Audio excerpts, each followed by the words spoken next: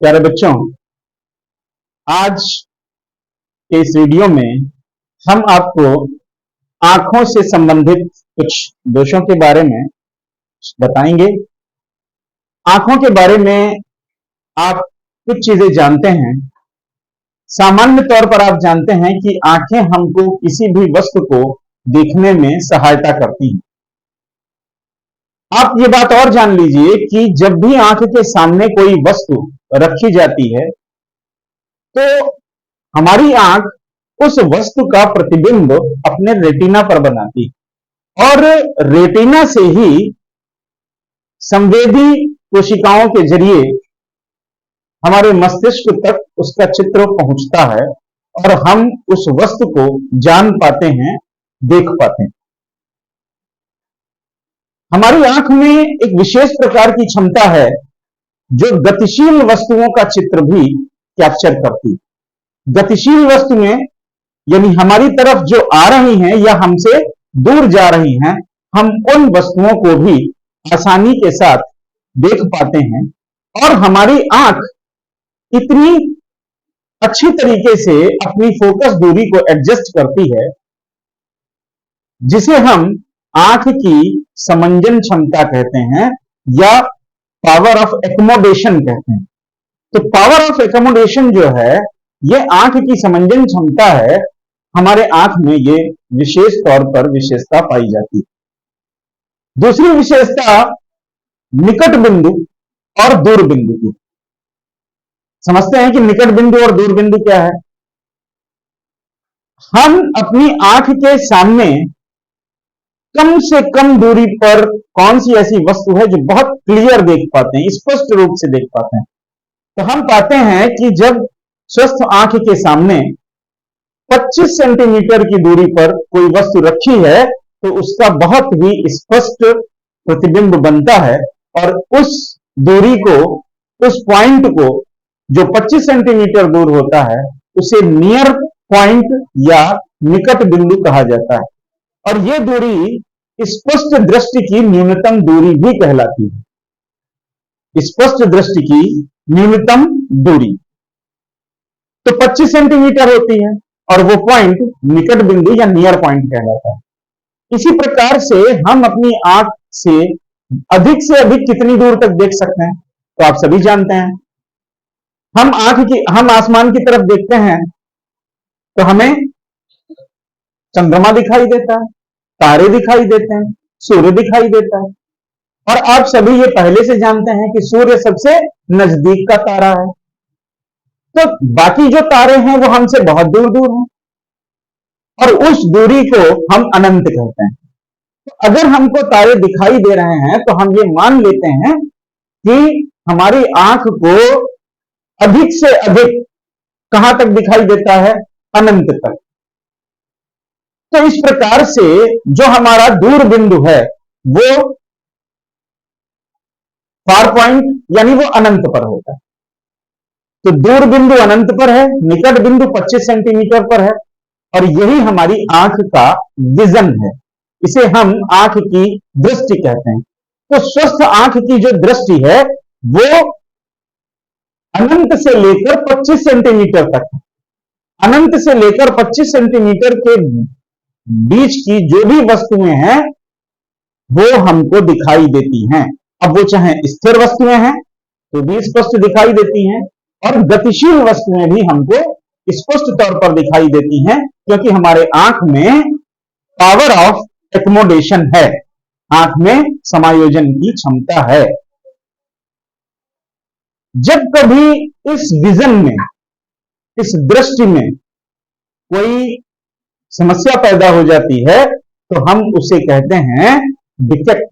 Defect clear हो गया और यही डिफेक्ट ऑफ विजन है, यानी दृष्टि दोष है। तो मैं समझता हूं कि आप दृष्टि दोष समझ गए कि जब हमारे आंख के विजन में कोई दोष उत्पन्न हो जाता है तो उसे हम दृष्टि दोष कहते हैं। दृष्टि दोष सामान्य तौर पर दो प्रकार के हैं, वैसे तो बहुत सारे हैं लेकिन मुख्य तौर पर दो प्रकार के हैं। एक निकट दृष्टि दोष और दूसरा दूर दृष्टि दोष। आइए एक एक करके दोनों दोषों को समझते हैं। पहले निकट दृष्टि दोष को समझते हैं कि ये निकट दृष्टि दोष का मतलब क्या है। तो निकट दृष्टि दोष को हम दो अन्य नामों से जानते हैं, मायोपिया और नियर साइटेडनेस। मायोपिया और नियर साइटेडनेस यानी कि निकट दृष्टि दोष। निकट दृष्टि दोष का सीधा सा तात्पर्य यह है कि जब कभी हमारा फार पॉइंट जो कि इंफिनिटी पर होना चाहिए, और फार पॉइंट जब इंफिनिटी पर होता है तो इसका मतलब क्या है कि अनंत से आने वाली प्रकाश किरणें हमारी आंख के रेटिना पर फोकस करती हैं, हमारे आंख के रेटिना पर फोकस करती हैं, और जो भी चीजें हमारे आंख के रेटिना पर फोकस करती हैं वो हमें स्पष्ट दिखाई देती हैं। तो अनंत से आने वाली किरणें, आप ये भी जानते हैं कि अनंत से जो किरणें आती हैं वो समांतर होती हैं। तो समांतर किरणें फोकस कहां कर रही हैं? आंख के रेटिना पर कर रही हैं, इसलिए हमको आंख दिखाई देती है। निकट दृष्टि दोष में क्या समस्या खड़ी हो जाती है कि ये जो हमारा फार पॉइंट है जो अनंत पे होना चाहिए, ये हमारे निकट आ जाता है। जब ये हमारे पास में आ जाता है यानी हमको उस बिंदु के, और जितनी पास आता है उसके आगे की चीजें हमको दिखाई नहीं देती, यानी अब हमको तारे दिखाई देना बंद हो गए। तो निकट दृष्टि दोष का सीधा सा तात्पर्य यह है कि अगर दूर बिंदु पास आ गया तो उसे हम निकट दृष्टि दोष कहते हैं। यानी क्या हो गया? दूर बिंदु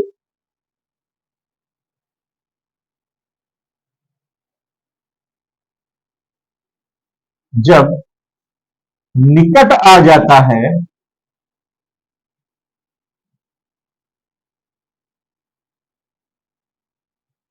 तो निकट आ जाएगा तो क्या होगा?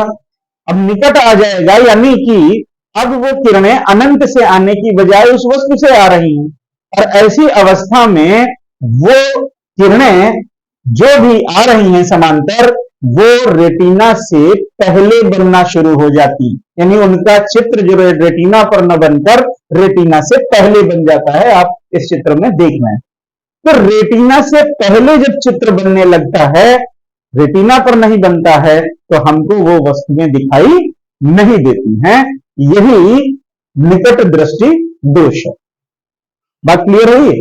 तो निकट दृष्टि दोष का मतलब ही यही है कि दूर बिंदु जब निकट आ गया, अब दूर बिंदु जितनी नजदीक आ जाता है उसके बाद वाली रखी हुई वस्तुएं स्पष्ट दिखाई नहीं देती। अब समझिए निकट बिंदु जो है वो तो वहीं पर है, वो उसमें तो कोई फेरबदल हुई नहीं। इसका मतलब है कि पास की वस्तुएं स्पष्ट दिखाई देती हैं। दूसरा मतलब क्या है कि तो निकट स्थित वस्तुएं स्पष्ट दिखाई देती हैं,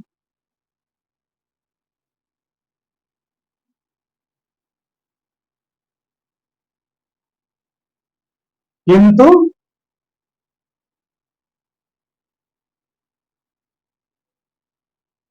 दूर की वस्तुएं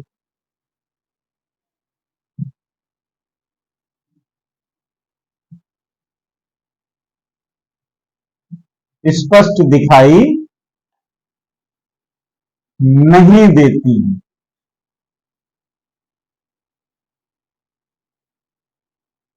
तो हम ये भी कह सकते हैं कि जब आंख पास की वस्तुओं का स्पष्ट प्रतिबिंब बनाती है या पास स्थित वस्तुएं स्पष्ट दिखाई देती हैं और दूर स्थित वस्तुएं स्पष्ट दिखाई नहीं देती हैं, तो इस प्रकार का जो डिफेक्ट है आंखों का या इस प्रकार का दोष निकट दृष्टि दोष कहलाता है।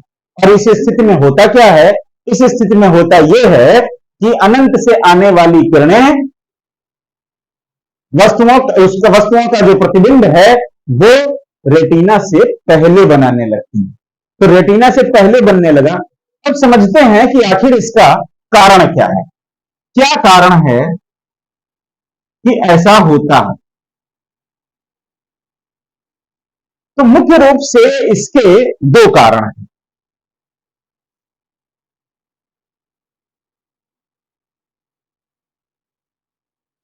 पहला क्या है?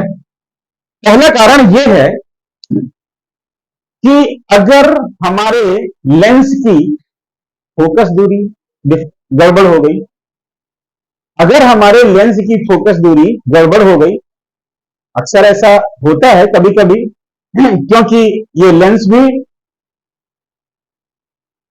मांसपेशियों से जकड़ा हुआ है, और जब हमारी मांसपेशियां शिथिल होती हैं या कोई भी इस प्रकार का बायोलॉजिकल डिफेक्ट पैदा होता है, तो हमारे लेंस की फोकस दूरी गड़बड़ा जाती है।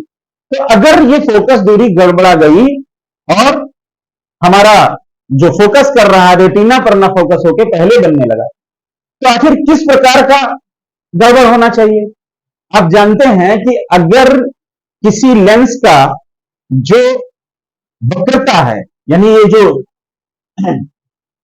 लेंस जिस चीज का बना हुआ है उसकी वक्रता अगर बढ़ गई तो निश्चित रूप से उसकी फोकस दूरी कम हो जाएगी। तो यहां पर सीधा सा रीजन ये है कि पहला कारण कि नेत्र लेंस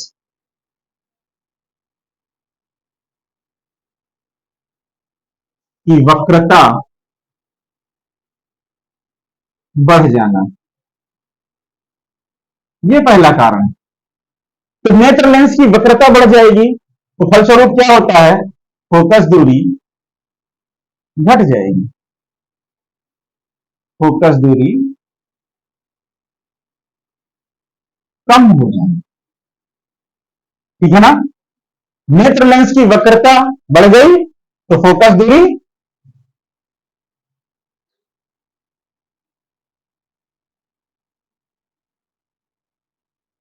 कम हो जाती।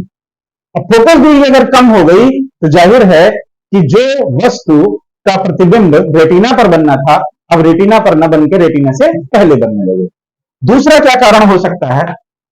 तो दूसरा कारण यह होता है कि मान लिया नेत्र लेंस तो सही है, नेत्र लेंस की फोकस दूरी में कोई दिक्कत नहीं है, लेकिन ये जो डिस्टेंस है, यानी नेत्र लेंस से लेकर के और रेटिना, ये रेटिना है,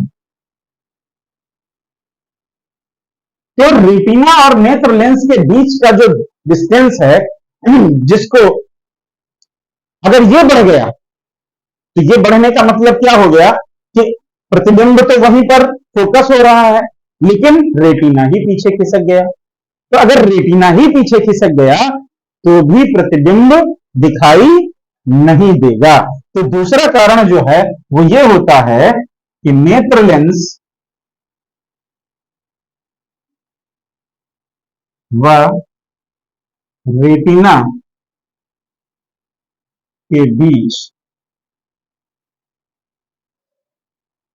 की दूरी बढ़ जाना। अब ये दो कारण हैं जिनके कारण निकट दृष्टि दोष उत्पन्न हो जाता है। ये जब ये डिस्टेंस बढ़ जाता है तो भी प्रतिबिंब पहले बनने लगता है। इस प्रकार से हमने देखा कि निकट दृष्टि दोष क्या है। अब हम समझते हैं कि आखिर इसको दूर कैसे किया जाए। तो निवारण इसका यह है कि जब हम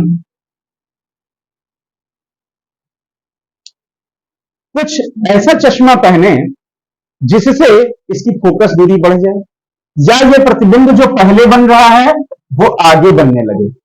तो हम सभी इस बात को जानते हैं कि अगर हम अवतल लेंस का प्रयोग करें, यानी कॉन्केव लेंस का प्रयोग जब हम करते हैं, तो कॉन्केव लेंस का प्रयोग करने से ये जो प्रतिबिंब पहले बन रहा है ये आगे बढ़ करके बनना शुरू हो जाता है। और कितना आगे बनना है तो हम इसकी डिस्टेंस नाप लेते हैं, माप लेते हैं, और कैलकुलेशन के जरिए ये पता लगा लेते हैं कि आखिर कितनी दूरी का, कितनी फोकस दूरी का कॉन्केव लेंस यूज किया जाए जिससे प्रतिबिंब वापस रेटिना पर बनने लगे। तो हम इसके निवारण के लिए उचित फोकस दूरी का, उचित फोकस दूरी का अवतल लेंस, उचित फोकस दूरी का अवतल लेंस यानी कॉन्केव लेंस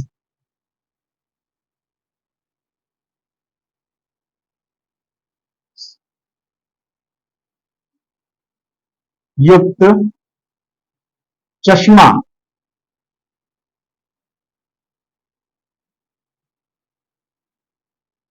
प्रयोग में लाते हैं। तो यह निवारण है कि अगर उचित फोकस दूरी का अवतल लेंस युक्त चश्मा हम प्रयोग में लाएं तो निकट दृष्टि दोष का निवारण किया जा सकता है।